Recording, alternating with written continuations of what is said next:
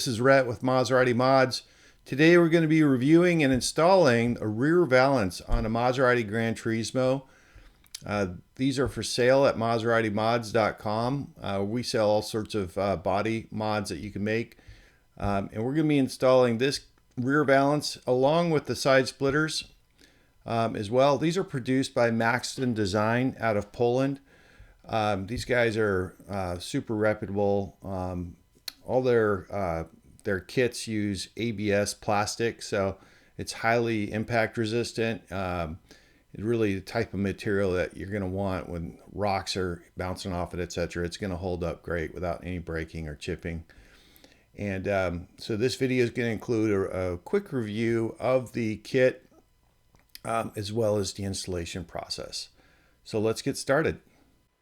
And here's what you can expect to receive when you purchase the rear valance from Maserati Mods. It's covered in protective film, which obviously you want to keep on until you complete the installation process. And you can see the quality of that Maxton puts into this work. Everything is really fitted well. It's ground down for a perfect fit.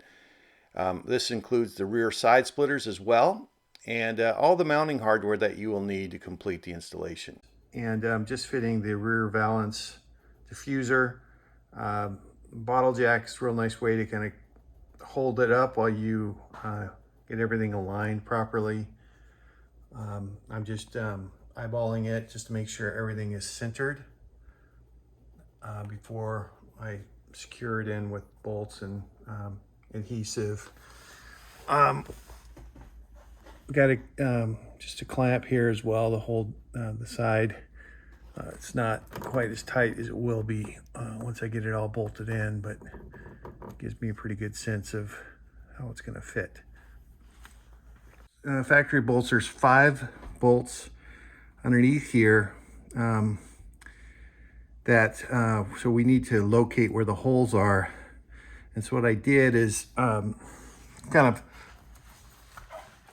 before I put this on, you can see I drew a mark on that heat shield where each bolt should be, around where they should be. And then with the diffuser in place, I've used these rare earth magnets to find the bolts.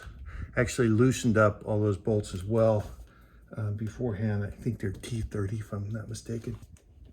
And now I can, I'm going to draw, I'll make a mark where those magnets are. This is obviously black, so I'm using a lighter color. I've got some chrome marker I'm going to use. And I'll drill the holes and get it secured with the bolts anyways. And then we're going to have to add tape, adhesive tape around this edge, get that all secured tightly. All right, you can see where I have marked the holes. I've got a pilot hole in there, and then I'm going to be these holes need to fit this bolt, so I'm going to go, that's a 10 mil, that the white part there. So I'm going to make each hole 11 mil, so I have a little bit of wiggle room to adjust as needed. All right, with the holes in place, let's go do a trowel fit. All right, and here you can see I've got it test fitted, and I'm starting to fit the side splitter as well. So I don't have any tape in here, just the bolts, and you can see it's up there pretty snug. So I'm not going to have to use a ton of tape to get this fully secured. All right, on to test fitting these side splitters. All right, and here you can see the side splitter temporarily fitted. Just got some clamps there, and it ties in really nicely with the rear splitter.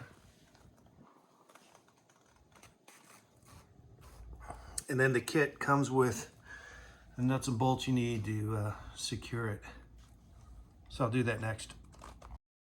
All right, I was originally going to go with double-sided sticky tape put on this edge.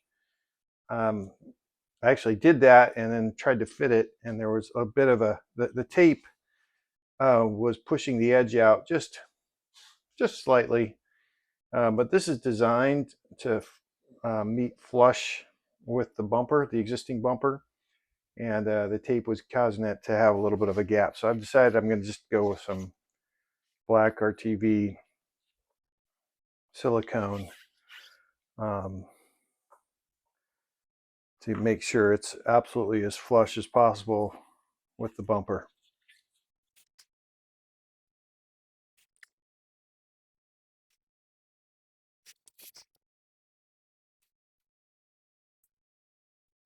I'm just going down to this bend here. I want to keep this without any silicone on it, just in case I do need to take this off. And you're going to need to be able to grab onto this, grab onto something to pull it off.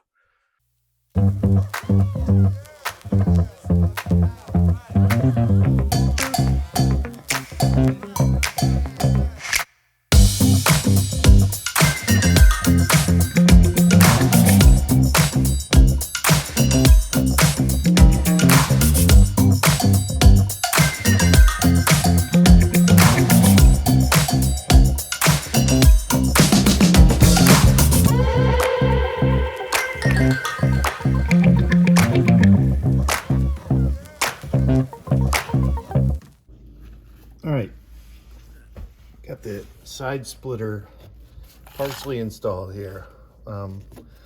See, I've removed this bolt, factory bolt, had to drill a hole in the side splitter and then put that back, and then I've just got it clamped in place where I want it to be. And you can see how this kind of lines up with this fin here. Corners line up pretty well. And now the kit comes with some nuts and bolts to secure this. So what I'm going to do, I'm just going to use some self-tapping screw to further secure it in place, and I'm going to go ahead and drill some holes through here, and you can reach around very easily to put in the bolt on the other side to clamp this securely into place.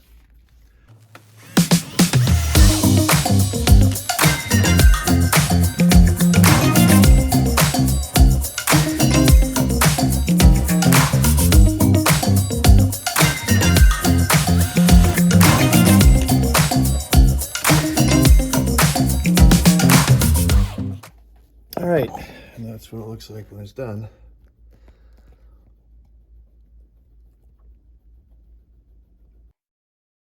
All right, here's the final results for installation.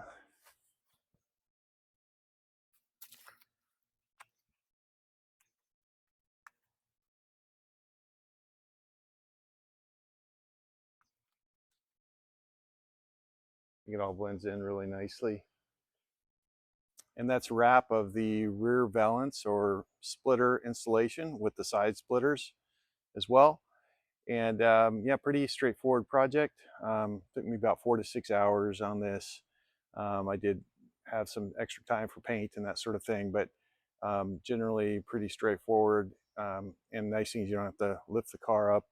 You should be able to access everything you need to with it on the ground. So just some things to keep in mind, just make sure you spend the time doing the right fitting.